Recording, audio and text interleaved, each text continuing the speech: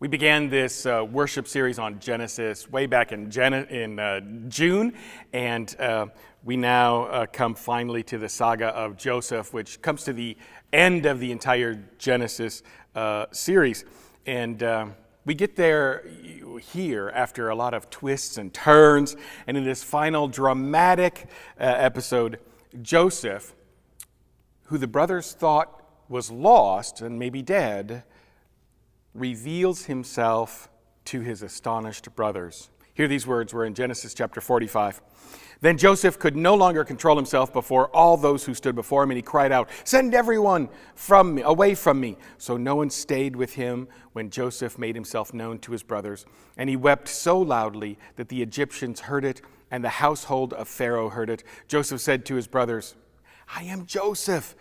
Is my father still alive?" But his brothers could not answer him, so dismayed were they at his presence. Then Joseph said to his brothers, "Come closer to me." And they came closer. He said, "I am your brother Joseph, whom you sold into Egypt. And now do not be distressed or angry with yourselves because you sold me here, for God sent me before you to preserve life. For the famine has been in the land these 2 years, and there are 5 more years in which there will be neither plowing nor harvest. God sent me before you to preserve for you a remnant on earth. But God, He has made me a father to Pharaoh."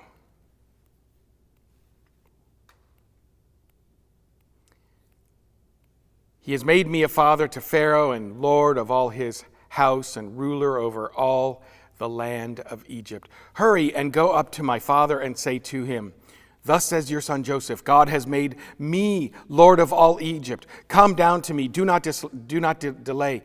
You shall settle in the land of Goshen, and you shall be near me, you and your children and your children's children, as well as your flocks, your herds, and all that you have. I will provide for you there, since there are 5 more years of famine to come, so that you and your household and all that you have will not come to poverty.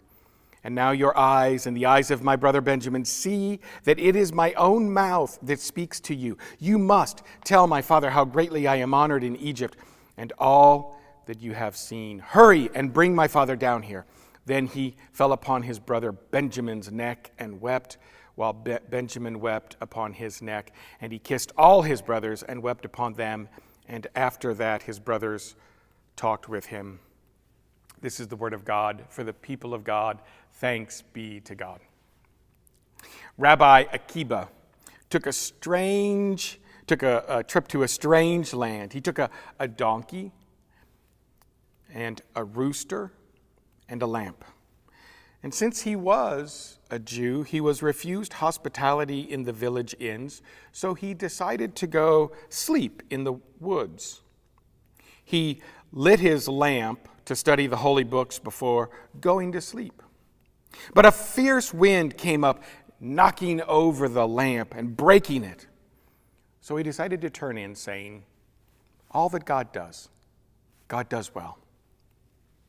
During the night, some wild animals came and drove away the rooster, and thieves stole the donkey. Rabbi Akiba woke up, saw the loss, but still proclaimed, "All that God does well." He then went back to the village where he had been refused lodging, only to learn that enemy soldiers had invaded during the night and killed all the inhabitants. He also learned that these same enemy soldiers had traveled through the same part of the woods where he had lay asleep. Had his knot been blown out, he would have been discovered. He would have been seen. Had the rooster not been chased away, it would have crowed, giving him away. And had not the donkey been stolen, he would have brayed as well. So once more he said, "All that God does well." And the rabbis simply ask, in those moments, in those very serious, troubling, when bad things happen, in those moments, can you say, "All that God does well"? That is, do you trust in the unseen hand of God at work, moving in the world that God created? Do you have faith that in the midst of harm and pain and loss, that in the midst of all of those bad things, that God can bring good? Will you live your life knowing this is God's world and God is in control? The story of Joseph is, well, it's different than the preceding stories about the patriarchs, Abraham, Isaac, and Jacob. We read those stories, and they're these sort of several small, self-contained passages. But the story of Joseph is different. It's it's a whole story. It's sort of a novella. That's what it is. It's a long story. It's a novella. And as I said last week, the story of Joseph is considered to be some of the greatest literature in all of the world. The patriarchal stories of Abraham, Isaac, and Jacob take place in Canaan. The story of Joseph takes place mostly in Egypt. And the events that lead to the return of God's people, the Israelites, back to the promised land, to the Canaan, that only begins after Joseph's death. Now, the patriarchal stories, Abraham, Isaac, and Jacob, are replete with appearances of God or God's messengers and oracles from them, but Joseph never sees or hears from the Lord God or from God's messengers. Rather, God works in a more hidden way, secretly guiding the course of human events. Now, the theological word that we use for that is providence, or the unseen hand of God that is at work, is moving in the world. Providence means that the world, the cosmos, the universe, is under the control of God, the Creator. It is God's gracious oversight of the universe. And I like what John Calvin said 500 years ago. John Calvin, the reformer, he said, if you're not in God's hands, then whose hands are you in? Or as Rabbi Akiba would say, all that God does well. So our story began with Abraham and Sarah, Isaac and Jacob and Leah and Rachel. Jacob wrestled with the Lord, struggled with the Lord, and his name was changed to Israel. And then Israel, had 12 sons. The second to the youngest was Joseph. Jacob loved Joseph with unashamed favoritism, and he gave Joseph that long-sleeved robe, which we often like to think of, that coat of many colors, or even that amazing Technicolor dream coat, right? But Joseph then had all these dreams in which his brothers and even his parents bowed down to him. And his brothers hated him. And so one day when Joseph had been sent out to the fields with lunch for his brothers, they grabbed him and they threw him in a pit. And later they thought better of it, and they went to pull him out of the pit. But before that happened, some Midianites got there first, and they pulled him out of the pit, and they sold him as a slave to some Ishmaelites, who took Joseph then down to Egypt. Now, when he got down to Egypt, Joseph's brains were recognized by Potiphar. He was gifted. He did well. And Jacob was recognized for that. Potiphar was an officer of the Pharaoh. He was in the court of the king of Egypt. And so little Joseph, he prospered. Unfortunately, little Joseph's other attributes were recognized by Mrs. Potiphar. After all, it's described as this way, that Joe was well-built and very handsome. And so Mrs. Potiphar, she was quite attracted to him, and she tried to, well,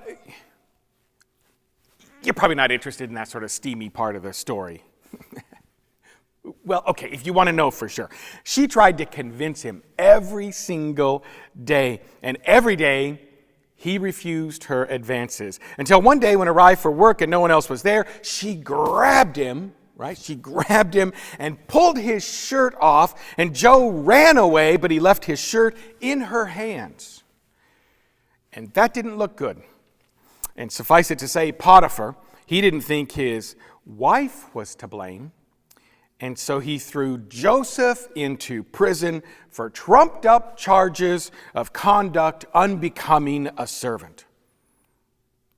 And he was left there in jail for literally a couple of years. For years. In this whole story, it's a couple of years like that. Still, Joseph was highly regarded, and the jailer put all the prisoners under Joseph's supervision. And while he was in prison, the dreamer accurately interpreted dreams for the royal wine steward and the baker. And so when the Pharaoh, the king of Egypt, had a troubling dream, and no one else could tell him what it meant, he was told about Joseph and how he could interpret dreams. So Pharaoh sent for Joseph, who was indeed able to tell the Pharaoh what it meant. There would be 7 years of abundance, but a famine was coming, and that famine would last 7 years as well. So Pharaoh was so impressed with Joseph that he made him second in command in the entire country, second only to the Pharaoh himself. So at the age of 30, Joseph was put in charge of the land of Egypt. He was now dressed in killer, high-priced suits, and they leased for him a really expensive, beautiful car. But Joseph was good. He oversaw the entire Egyptian welfare program to make sure everyone got fed during the big famine that was coming. And not only the people in their country, Egypt, but also all the people who might come from countries around the world looking for food as well. During the 7 years of abundance, Joseph made sure that the grain was stockpiled for the days that were coming with the famine. And then the famine began. There was famine everywhere. It was horrible. It was a horrible time. It was a terrible, terrible famine. There's famine everywhere except, of course, in Egypt. Because of Joseph, Egypt was spared the worst of it. And so in the midst of this famine, guess who showed up looking for some food? Joseph's brothers. They showed up in Egypt because they heard there was food there. And so they showed up. Well, 10 of them. Benjamin, the youngest, and now the new favorite, stayed behind. And Jacob, Israel, he didn't want to risk it. He didn't want to risk losing Benjamin the way he also lost Joseph. And so the brothers showed up, but they didn't recognize this powerful man who gave them food. But Joseph recognized them. He knew exactly who they were. And the brothers all came and they bowed down. They bowed down to Joseph. Do you remember the dreams that Joseph had that we talked about last week? He had these dreams in which his brothers always bowed down to him, and that ticked them off. But here they come, and they bowed down to Joseph. Now, Joseph, he recognized them immediately, and it's not a great moment. This kind of game starts up. I mean, he responded to them harshly. So Jacob claimed they were all spies. And they said, no, we're all brothers, all 10 of us. Well, actually, there were 12 of us, but one is back home, and one was lost. One was lost. And Joseph said, no, y'all are spies. But I'll put you to the test.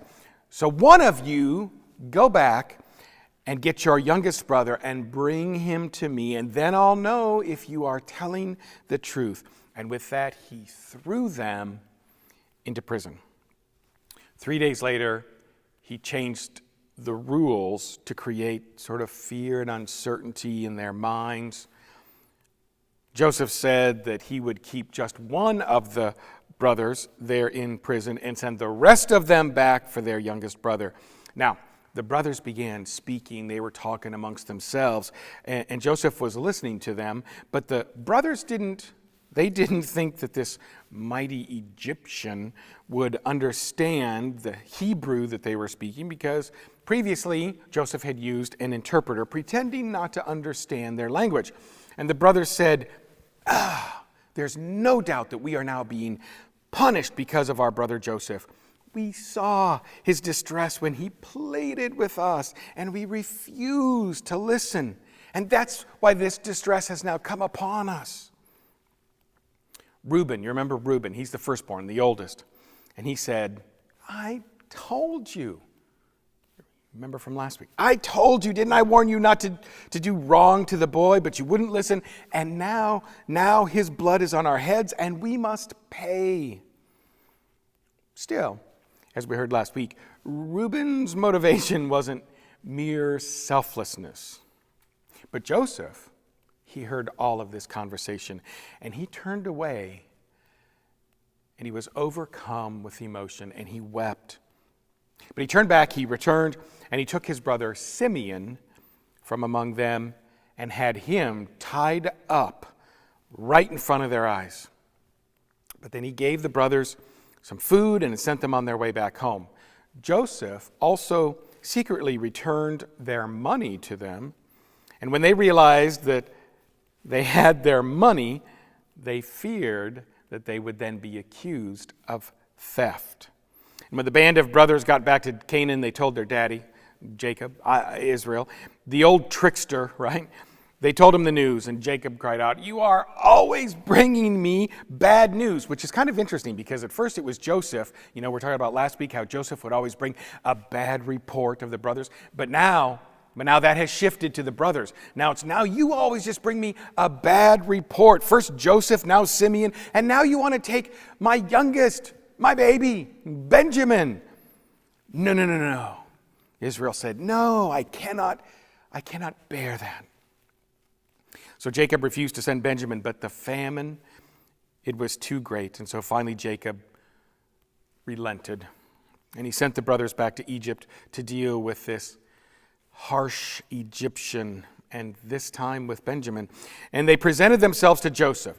And when Joseph saw his brother Benjamin, he again was overcome with emotion. And he had to literally leave the room. And then Joseph had a feast prepared at his own home. And this scared the brothers. I mean, they just didn't know what was going on with this harsh Egyptian. And what was even more, when the dinner was served, the brothers were all served their food in the order of their birth. How in the world would the Egyptians know that?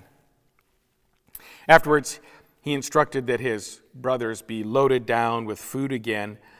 But again, he had the food money secretly returned to them. And then also he had his goblet. Joseph, he had his favorite cup, and he had that secretly stashed in Benjamin's bag. And after they all left, then Joseph sent the Egyptians on after them and had them brought back. Now, when they realized that the goblet was in Benjamin's bag, they just tore their clothes. I mean, they're just in despair. They couldn't return to their daddy, Jacob, to Israel without Benjamin. It would literally kill him.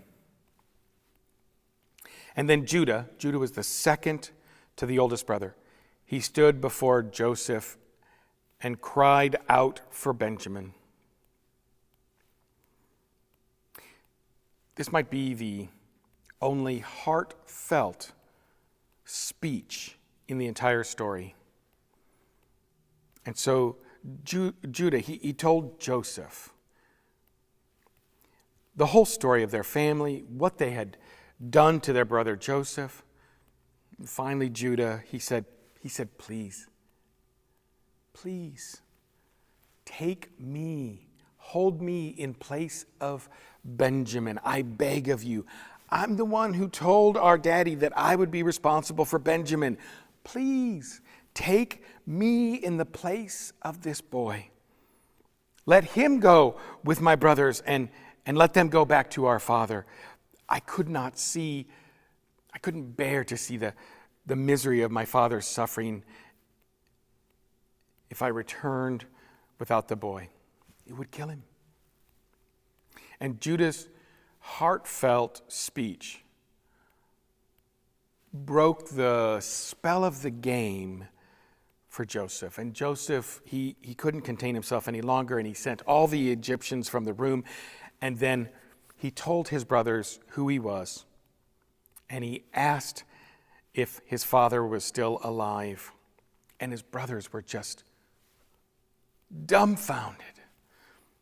I mean, they couldn't speak. I mean, here, Joseph literally revealed himself to his astonished brothers. They thought he was dead, at least lost, and they stood in terror before the great potentate of Egypt. But Joseph said to them, No, come closer. And when they did, he said, "I am your brother Joseph, whom you sold into Egypt. But don't be distressed. Don't blame yourselves for selling me into slavery here. It was to save lives that God sent me ahead of you.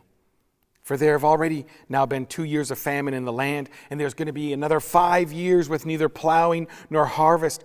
God is the one who sent me on ahead of you to ensure that our family will have descendants on earth." Joseph said, it's clear, it wasn't really you who sent me here, it was God. God has made me second in command in this country, second only to Pharaoh, the ruler of Egypt.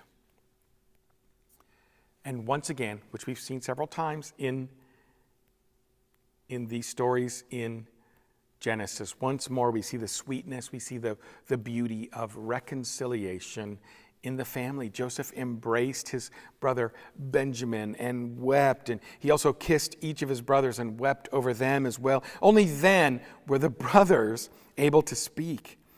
And then they sent Joseph, then he sent them back to get their daddy Jacob, Israel, so he could take care of the whole family back in Egypt during the famine. Jacob, Israel. He died after he lived 147 years, the last 17 years in Egypt.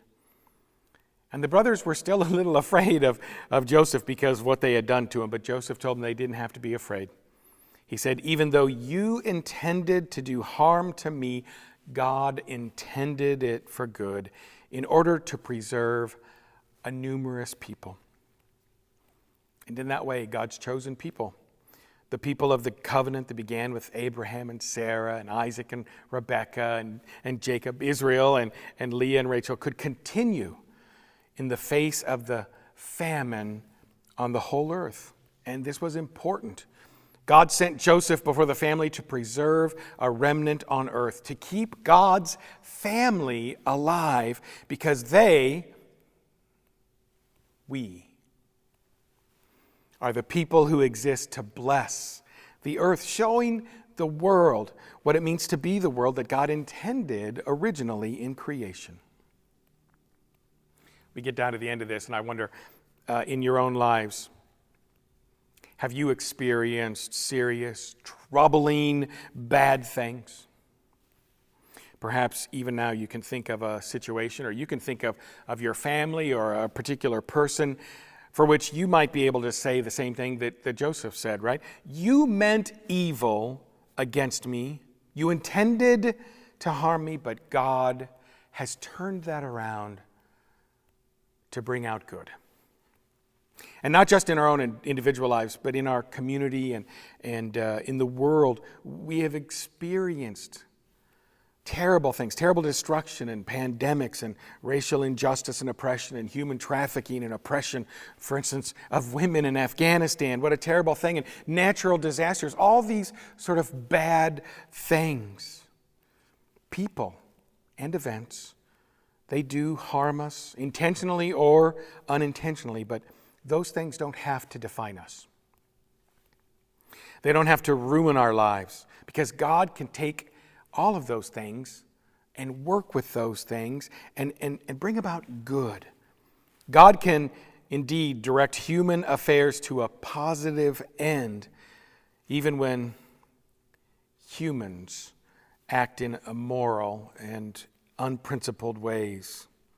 In fact, God is at work through all of these ordinary events in life, whether they're good or bad, because that's providence. That's the unseen hand of God at work in the universe and in our lives. And remember, a whole lot of bad things happened. A lot of bad stuff was going on in Joseph's land, in Joseph's life before the good resolution. But Joseph, he could say, even though you intended to do harm to me, God could make something good out of that. God intended good from this.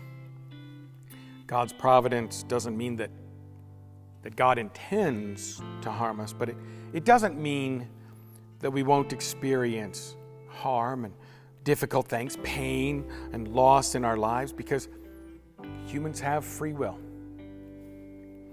The freedom to make choices. And sometimes humans don't make good choices. Sometimes humans choose evil. In this case, Joseph's brothers meant to harm him. And when Joseph was down in the pit, when his brothers threw him in, I mean, that was not a good place. That was a bad place.